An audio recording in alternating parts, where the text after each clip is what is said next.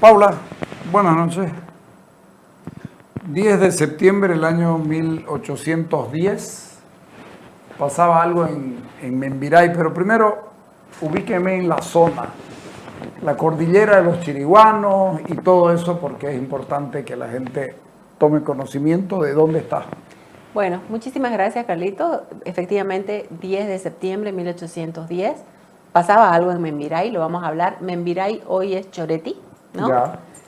Así ¿Por que qué le cambiaron el nombre? no, hay que preguntarle a la gente de Cordillera, no sé, San Miguel de Membiray. Bueno, ¿qué decirle? La cordillera de los Chiriguanaes. La cordillera de los Chiriguanaes es toda esa cordillera, la faja subandina, donde se encuentra toda la riqueza hidrocarburífera de este país. Más o menos desde el Amboró hasta el Incahuasi, hasta la frontera con la Argentina. Y por supuesto, los Chiriguanaes, este grupo indígena que habitaba este territorio en el momento de la llegada de los españoles. Fieros, ¿no? El nombre Chiriguanae significa mestizo, hijo de cario, es decir, de guaraníes y mujeres de otras naciones. Entonces ahí ya hay hasta esclavitud, digamos, entre ellos. Claro. Las traían a las mujeres.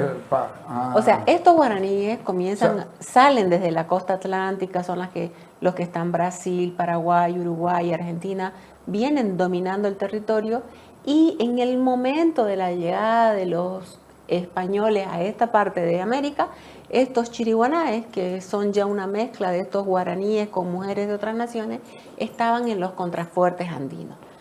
Por ejemplo, los incas habían estado buscando las minas de Saipurú, unas minas de plata que se encuentran aquí en la cordillera de los Chiriguanaes, en Saipurú, y tenían a un inca en Samaipata, Huacané, y a otro en Saipurú llamado Condori.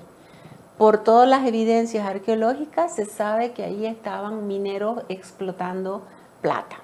Sin embargo, en el momento de la llegada de Ñuflo de Chávez e Irala en 1548, los chiriguanaes habían derrotado a los incas, lo mataron a Huacané y lo esclavizaron a Condori. Y esto, ¿Lo esclavizaron? Sí, era su esclavo. Y a Condori y sus mujeres. Y esto lo sabemos, uno, porque Irala lo vio a Condori. Irala quería noticias de la mina, ¿no? Entonces, sí, efectivamente, no es mitología como algunos creen. Los chiriguanaes detuvieron el avance del imperio inca antes de la llegada de los españoles hacia las tierras bajas de lo que hoy es Bolivia, ¿no? Porque los incas eran un imperio expansionista que buscaba dominar no solamente territorialmente, políticamente, sino también culturalmente, porque los incas imponían su lengua, imponían su religión y por supuesto todos los grupos indígenas eran sus tributarios. ¿Samaipata ya estaba ahí el fuerte? No, claro, el fuerte de Samaipata fue construido probablemente por los chanés, no se sabe, habrán que hacer más estudios, pero fue ocupado por los incas. Fue ocupado. Sí. Los estudios de Albert Meyers han demostrado, ¿no?, varias etapas de la construcción del fuerte, y lo último, digamos, que se ha evidenciado es de la etapa inca. Bueno, incluso hay unas casas coloniales también. Pero en realidad los incas no construyeron el fuerte, pero sí Huacané ocupó el fuerte, pero los chiriguanos lo mataron.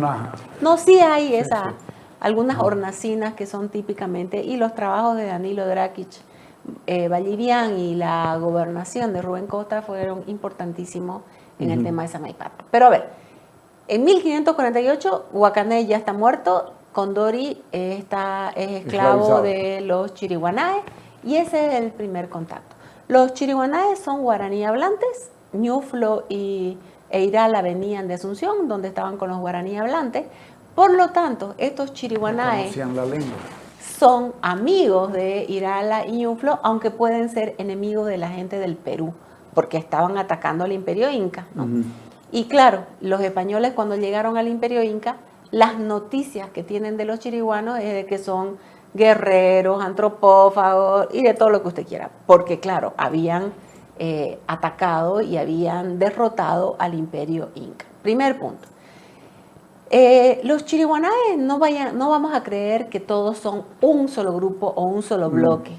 Y eso es bien importante tenerlo en cuenta hasta el presente, Carlos. Bien decía usted, estaba hablando ayer sobre la marcha indígena, hay que tenerlo en cuenta hasta el presente. Las relaciones interétnicas en el oriente no son iguales que en el occidente de Bolivia. En el oriente viven muchas naciones indígenas y estas naciones indígenas son libres en el sentido de que no es que los guarayos han sometido a los sirionos, ¿sí? Sí. Y dentro de esas naciones hay muchas comunidades. Los chiriguanáes, que hoy se han decidido llamar algunos guaraní, otros aba guaraní, otros guaraní soseño, otros tapieti, estos chiriguanáes vivían en comunidades, pero evidentemente estas comunidades están dirigidas por un murubisha, ¿no? O un cacique, y estos caciques pues van a ser los que defienden durante la guerra. Pero el cacique A, el cacique B, el cacique C no están unidos, no hay unidad política. Entonces, tener en cuenta que eso era la cordillera de los chiriguanáes. Desde la llegada de los españoles, Ñuflo cuando se funda Santa Cruz de la Sierra, tiene muy buenas relaciones con los chiriguanos. Diego de Mendoza va a ser apoyado de alguna manera y en algún momento por Vitupue, Tundi, esos caciques de la primera época. Después va a venir Lorenzo Suárez de Figueroa, un hombre que la tiene muy clara, y Lorenzo Suárez de Figueroa nombra el capitán grande de la Chiriguania, justamente para que sea su nexo del gobernador de Santa Cruz de la Sierra con el capitán de los chiriguanos y los otros caciques, ¿no? Entonces siempre fueron hombres libres, ¿no? Comunidades libres. Hubo muchísimos intentos de evangelización, pero todos los intentos fracasaron. Todo era negociación. Todo era negociación. Ellos, habían algunos amigos de los de Charca, otros amigos de Potosí, otros amigos de Santa Cruz de la Sierra. Ellos jugaban su propio rol, su propio juego y sus propios intereses. Si miramos así los 250 años de la dominación española, las alianzas entre cruceños y chiriguanáes son mayores que los problemas de guerra, pero también hubo, ¿no? Entonces los chiriguanos se convirtieron en grandes jinetes, ¿no? En hombres que pues adoptaron también muchísimas de las costumbres traídas por los europeos. Se los intentó evangelizar desde Santa Cruz de la Sierra, primero Diego de Porres, después los padres jesuitas. También se lo intentó evangelizar desde Cochabamba, desde La Plata o lo que es ahora Sucre, desde Potosí, desde Tarija, pero todos esos intentos fueron fallidos. Ellos eran hombres libres, ¿no? No estaban aparte acostumbrados. No estaban, por lo que se ve, no estaban siempre en el mismo lado, ¿no? Se movían mucho. No, se movían, pero digamos no adoptaron tan rápido la religión como pudieron haberlos hecho los chiquitos o los pueblos indígenas de mojos. En 1714 se funda un primer pueblo chiriguanáe con familias chiriguanáes en Porongo, San Juan Bautista de Porongo, a la otra banda del río Piraí. 1714. Sí. Antes de eso ya había algunos intentos de los curas cruceños, sobre todo en Piraí, de fundar una misión en 1680, pero como le digo, duran 1 o 2 años y desaparecen. Sin embargo, una vez salidos los jesuitas de mojos, de chiquitos, los curas diocesanos de Santa Cruz van a comenzar a fundar misiones en el territorio chiriguanáe, ¿no? Tengo sí también que decir que todo lo que es Valle Grande, mal que les pese a muchos, en el momento de la llegada de los españoles, ese era territorio chiriguano. Pero en el siglo XVII se funda 1612 Valle Grande, se funda Saipina del Ángel Custodio, se funda Nuestra Señora de la Regla de Chilón, se funda Comarapa, después se funda Samaipata, y los chiriguanos van bajando, digamos, más hacia lo que hoy es la provincia cordillera. Entonces, estos chiriguanáes que están más hacia el sur van a ser evangelizados posteriormente. Yo les decía, 1714 se funda la misión de San Juan Bautista de Porongo, a la otra banda del río Piraí, y poco a poco los padres diocesanos cruceños mandados por el obispo van a comenzar a establecerse en las misiones, primero en Piraí, después en Nuestra Señora del Carmen de Abapó, Piraí, Cabeza, Abapó, de ahí van a... ¿Qué territorio? O sea, eso es entre el río Piraí Sí. y el río Grande y Florida, la misión de Florida.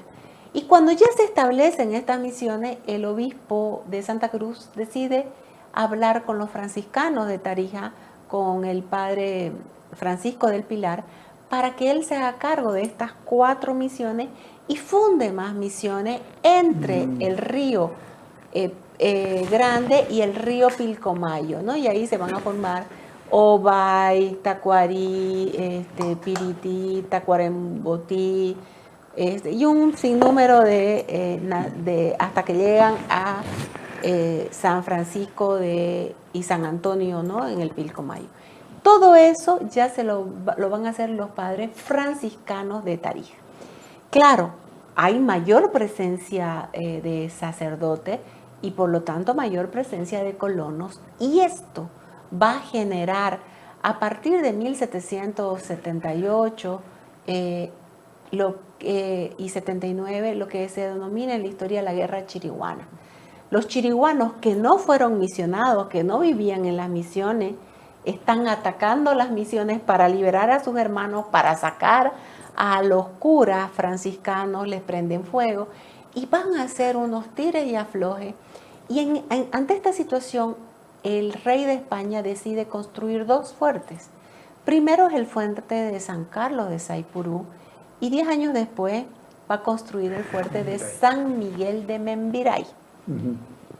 Estos 2 fuertes, que incluso están hasta los planos de estos fuertes, los van a construir el ingeniero Buceta, por ejemplo, que estaba acá en Santa Cruz. Él había venido con la división de límites para definir el Tratado de San Ildefonso entre los cruceños, el Imperio Portugués y el Imperio Español, y él se queda viviendo en Santa Cruz. Va a estar Seoane de los Santos. Bastante más lejitos de Puerto Suárez y estas cosas, hasta que el Estado boliviano le regaló a los brasileños. Claro. ¿Ah? Es que es importante que no nos olvidemos de eso. No, claro, durante la época de la dominación española, la gobernación cruceña tenía más territorio. Era más lejos, claro, eso lo quiero decir. La frontera era el río Paraguay. El río Paraguay era la frontera, después el Itene, digamos, ¿no? Pero construyen primero el fuerte de San Carlos de Saipurú, después el fuerte de San Miguel de Membiray. Esto tensiona muchísimo. El gobernador era en ese momento el gobernador Viedma. Hay guerra chiriguana para larga y va a ser, ¿no?, hasta más o menos 1804 que va a haber conflicto permanente entre los chiriguanos no misionados, los chiriguanos que están apoyando a los curas, y el ejército, pues, que está también ahí defendiendo esos territorios con esos fuertes. Es por eso que hay ese fuerte de San Miguel de Membiray, un poquito más al sur, que es donde van a llegar los emisarios de la Junta de Buenos Aires, la Junta de Gobierno de Buenos Aires del 25 de mayo de 1810, cuando vienen hacia el territorio de Santa Cruz de la Sierra, primero llegan a el fuerte de Membiray. Eso es el 10 de septiembre ya. Sí, y de ahí ya van a salir el 14 de septiembre, van a ir a Cochabamba, y otros van a llegar el 24 de septiembre a Santa Cruz de la Sierra.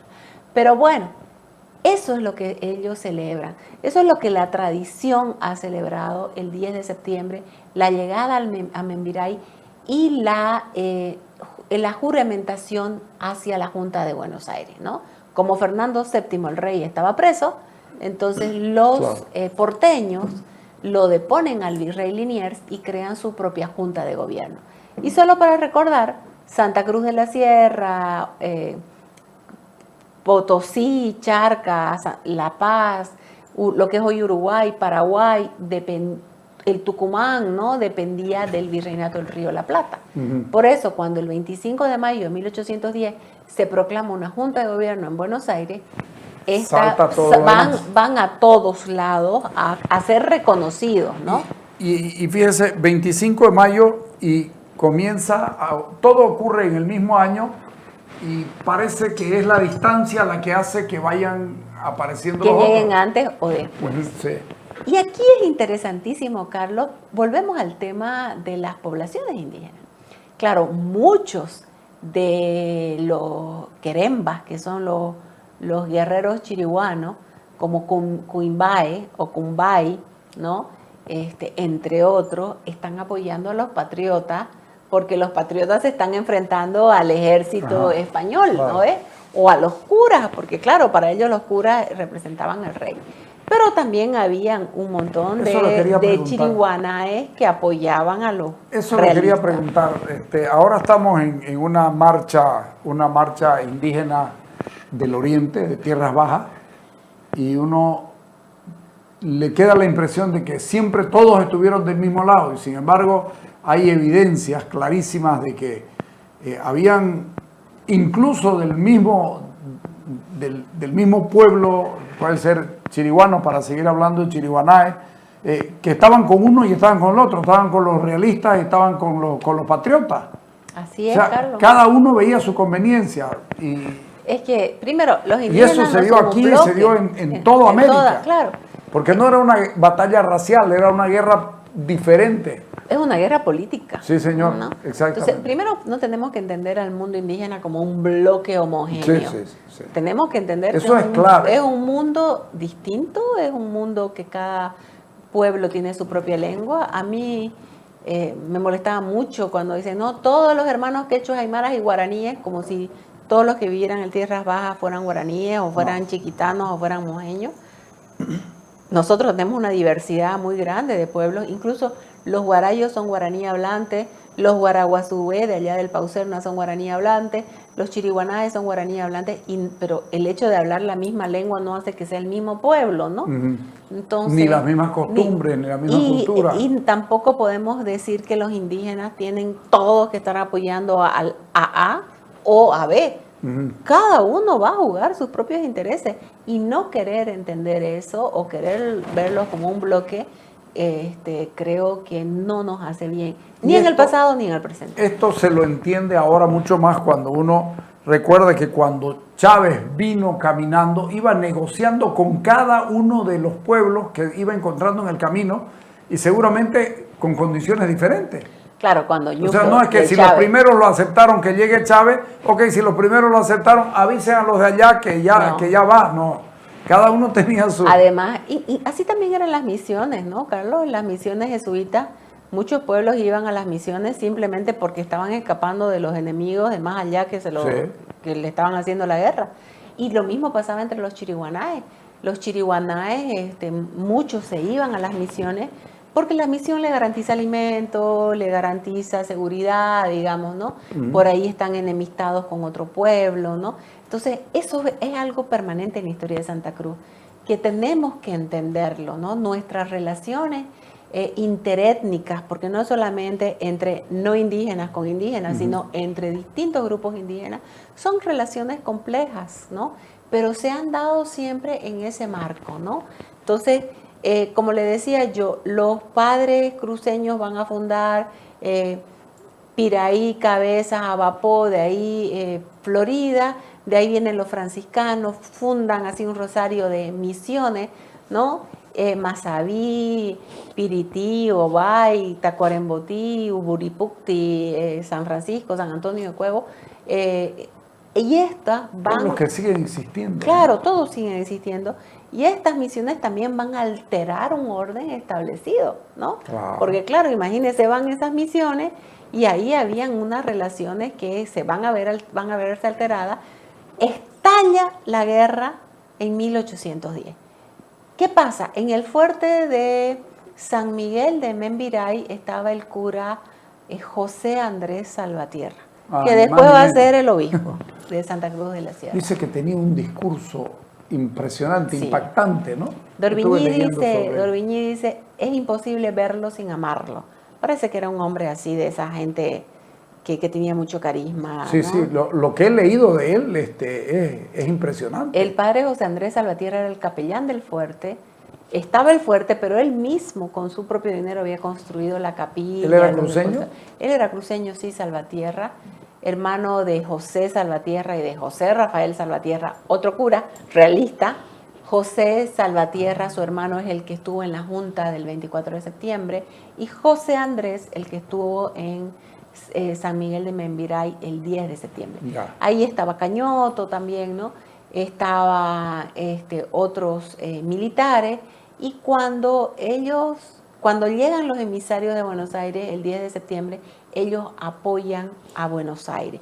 Y claro, el primer jefe, el comandante del fuerte era José Miguel Becerra. Él está en contra de Buenos Aires, él es realista, pero el segundo en mando era Antonio Suárez, que Mire, ese detalle más, era realista y estaba en contra de Buenos Aires, pero de Buenos Aires insurrecto ya.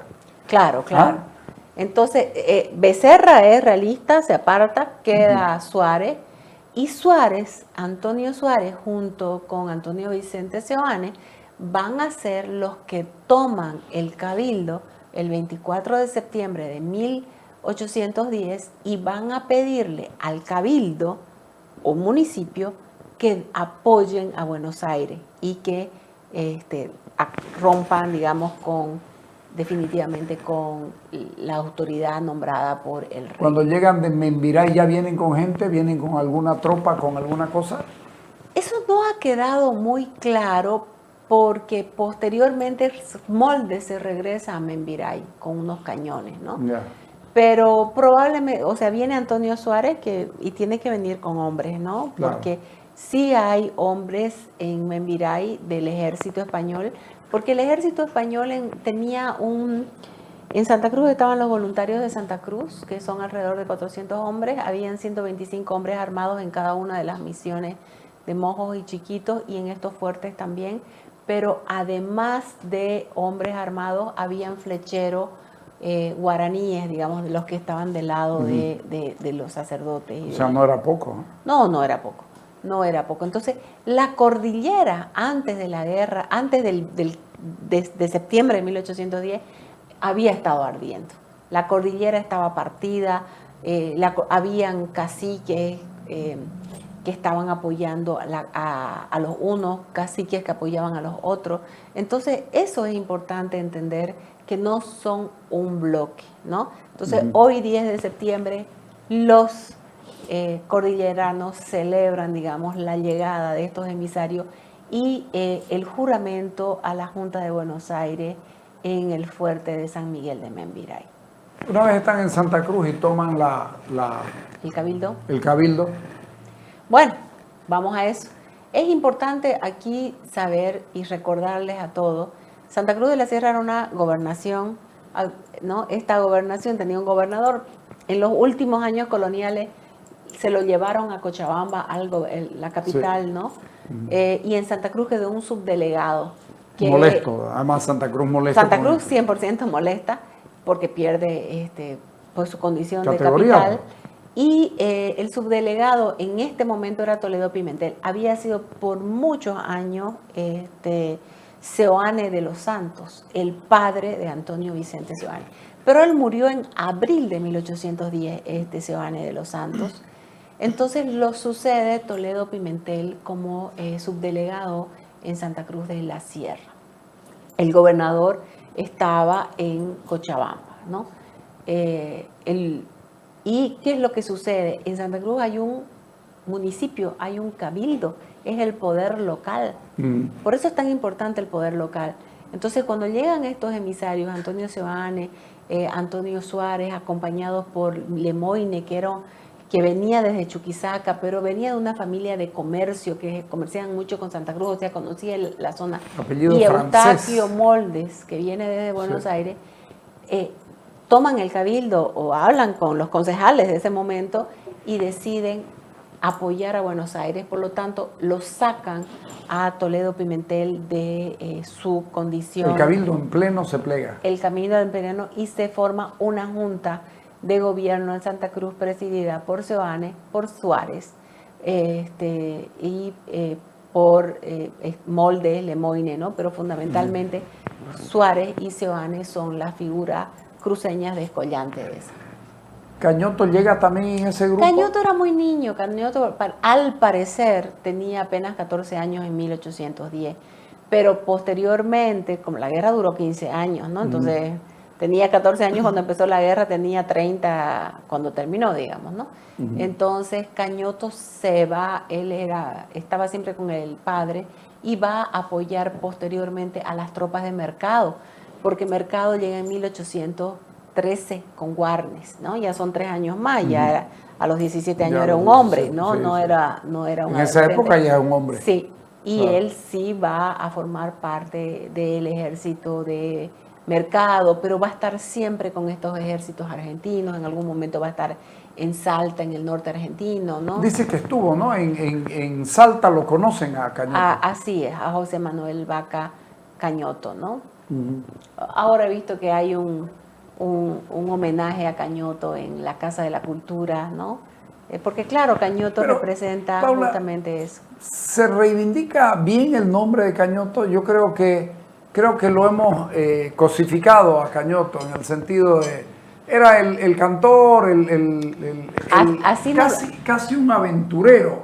Y usted me dice, desde que comenzó el asunto con 14 años hasta los últimos años hasta pelear la libertad ya, hasta conseguirla en 1825, debe haber sido un hombre que era algo más que un cantor simplemente. No, por supuesto. ¿Ah? No, claro, es el romanticismo. Pero creo que le hacemos daño a Cañoto de esa manera. Que no le hacemos justicia, diría yo. Exactamente, o no le hacemos justicia, peor todavía. Muy romántico, Sí, ¿no? sí. El que le llevaba serenatas a Aguilera, ¿no? El cantor, y bueno, lo vemos en todos lados. En la Universidad Autónoma Gabriel René Moreno, en el campus antiguo, a la entrada hay un Cañoto en su caballo, muy linda en la escultura. Sí.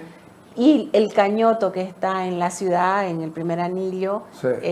Está con una guitarra. Con la guitarra aquí, con el fusil atrás, pero digamos, lo visible es la guitarra. Claro. Entonces, para la gente, Cañoto es eso, ¿no? Un cantante, Pero bueno, creo que tenemos Y pues lo la que obligación. se ha escrito sobre él son más anécdotas que lo que se debe también. Se han encontrado ya muchas cosas. Yo Ajá. creo que nosotros estamos avanzando mucho en la historia cruceña. Hay muchos trabajos de gente Ya. de aquí y sobre todo de afuera que están trabajando. Y dejemos de buscar ese romanticismo que El nos gusta estereotipo, tanto, ¿no? Claro. Sí. Ahí va, y que no nos hace bien como sociedad, Sí, claro. ¿no? Porque es un hombre que está presente en todas las batallas y está 15 años en una guerra larga, ¿no? Sí, además era un niño. José Andrés Salvatierra, el cura, el capellán, que después va a ser obispo de Santa Cruz de la Sierra, estuvo también en Potosí. Un hombre que le quitaron todo, era un hombre muy rico, ¿no? Le quitan todo, está siempre en juicio, porque él también en 1810 se plega a la causa patriota, ¿no? No todos los curas. Su hermano José Rafael Salvatierra, que estaba allá en Santa Ana de chiquito, va a ser de la causa realista, ¿no? Ahí también vemos cómo la guerra de independencia dividió familias, ¿no? Claro. Familias realistas, familias patriotas. Es que no lo tenemos que entender como una guerra racial como nos la quieren hacer ver. Como nos la quieren hacer ver. Y que lamentablemente la actual escuela la está queriendo hacer ver así, sino como una guerra ideológica. Sí. O la patria o el rey, ¿no? Sí. Y la patria va a convertirse después en la república. Llegado el glorioso y feliz día en que la divina providencia, compadecida de la infame humillación y abatimiento en que hasta esta época presente os habéis hallado constituidos por el abuso del poder y un detestable egoísmo, ha suscitado para vuestro consuelo lo sabía junta, qué raro que escribían, ¿no? Que en defensa de los sagrados derechos del rey Fernando VII y para el bien y felicidad de la patria, se ha instalado en la capital de Buenos Aires, cuya obediencia acaban de jurar todas las corporaciones de esta ciudad y bajo cuyos auspicios los laureles inaccesibles, fertilizados con sus benignas influencias, comenzaron a brotar abundantes ramas que llenaran de prosperidad nuestro continente. Las corporaciones, Antonio Vicente Seoane. Las corporaciones son los municipios. Los municipios. O el cabildo. En ese Ajá. momento, digamos, el cabildo de Santa Cruz de la Sierra. Bueno, usted tiene ahí los nombres de los cabildantes. ¿Esto qué es? Es una proclama que hace Antonio 7 Vicente de octubre de 1810. después del 24 de septiembre, ¿no? Como, garantizando, ¿no? el hecho de apoyar a la Junta de Buenos Aires, ¿no?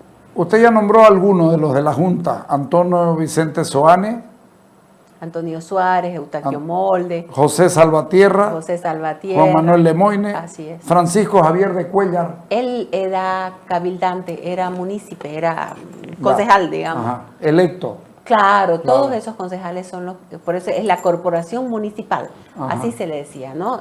Cuellar, Saucedo, Aponte, Velarde, ¿no? Francisco Javier Saucedo, Él también es munícipe, o munícipe, cabildante. José Vicente Arias. Arias, lo mismo. Esos estuvieron siempre Ellos eran, en del ese lado momento, de la libertad. no, en ese momento eran los miembros del Consejo, Ya. de la Corporación Municipal, del Consejo Municipal que diríamos hoy, de Santa Cruz. Cuellar, Saucedo, Y falta Arias, Juan de Dios Velarde. Aponte, Velarde, eran miembros del Cabildo que deciden en el municipio, como la base del poder local, apoyar la Junta de Buenos Aires. Veo los nombres, los apellidos, quiero decir, y permanecen hasta hoy todos estos Pero apellidos. claro que sí, claro. ¿Ah? Cuellar, Aponte, Arias, Son muy cruceños estos Justiniano. Ajá, Sí. sí. Ahora, va a preparar para la otra semana. Uno, las mujeres en la liberación, y creo yo que es bueno hablar para que la gente sepa del Colorado Mercado, Ya. porque es una leyenda también para los que lo conocen, es lleno de admiraciones también. Sí, el Colorado Mercado era un cruceño, miembro del ejército realista. Fiero, ¿no? Miembro del ejército español, voy a ser precisa, que en el momento digamos, que se inicia la guerra de la independencia pasa del lado de los patriotas, y él va a estar en la lucha desde 1809 hasta 1825. Y va a ser compañero de Warnes, va a estar en Buenos Aires, va a venir a Santa Cruz de la Sierra con Warnes, lo va a acompañar a Warnes. Después de la muerte de Warnes, él se escapa a Jitapaquí, aquí por Cotoca, y de ahí a Cordillera con Cañoto y todos los patriotas. Y desde esta zona están atacando a Francisco Javier Aguilera, que gobernó Santa Cruz por 9 años, siguiendo la causa de los realistas. Que es otro hombre del que hay que hablar. Exactamente, porque hay que hablar de ambos lados. También hay una leyenda mala, es la leyenda mala, ¿no? Claro, ahí dice el feroz Aguilera con los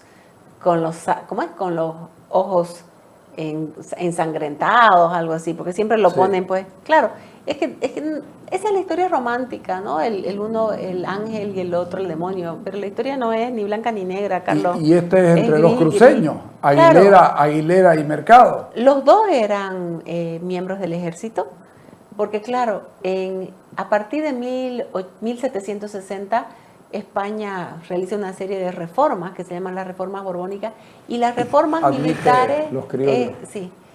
Son importantes porque permiten que los criollos mestizos puedan entrar al ejército. Entonces, gran parte del ejército patriota está formado por esos miembros del ejército, como era Mercado, como era Warnes, era porteño, Mercado, era... José Miguel de Velasco. José Miguel de Velasco era cruceño, era del lado realista, como era Vallivian, como era Santa Cruz, y de ahí se pasaron del lado patriota. Porque los militares pasa eso, ¿no? Pueden estar un día a un lado y otro día al otro. Pero además había una causa por qué pelear. Se dan cuenta de que este era tal vez el momento. Y el tema de las mujeres es importantísimo, porque las mujeres van a ser prácticamente el sostén de Santa Cruz, ¿no? Tanto realistas como patriotas, pero digamos las que más conocemos son las patriotas. Micaela Montero, la conocemos a Ana Barba, ¿no? Francisca Rivero, y una serie de mujeres, ¿no? Que están manteniendo la ciudad, son las que están cosiendo los uniformes de los patriotas, o mujeres muy ricas que están pagando los tributos para evitar los vejámenes de las tropas realistas. Ana Barba, que va a ser la que se roba la cabeza de Warnes, ¿no? Había una que le decían la ñata, supongo que porque tendría la nariz pequeña, que fungía de espía, ¿no? Y ella siempre, al parecer, en una parte dice, es que las paredes hablan y el monte escucha, algo así, porque estas mujeres estaban ahí escuchando lo que decían los unos y los otros, ¿no? Entonces, el rol de la mujer cruceña en la independencia es muy importante, como lo fue en estos 460 eso le años iba a de decir. historia. En la independencia y después ha seguido. Y antes. Sí. Antes, y en la independencia, después de la independencia, yo creo que lamentablemente el rol de la mujer ha estado muy invisibilizado, ¿no? Pero bueno, ya hay trabajos en que se están poniendo en valor a las mujeres cruceñas, tan valientes como las de ahora. Sí, y para eso estamos. ¿Ok? Gracias, Paula. No, a usted, Carlito.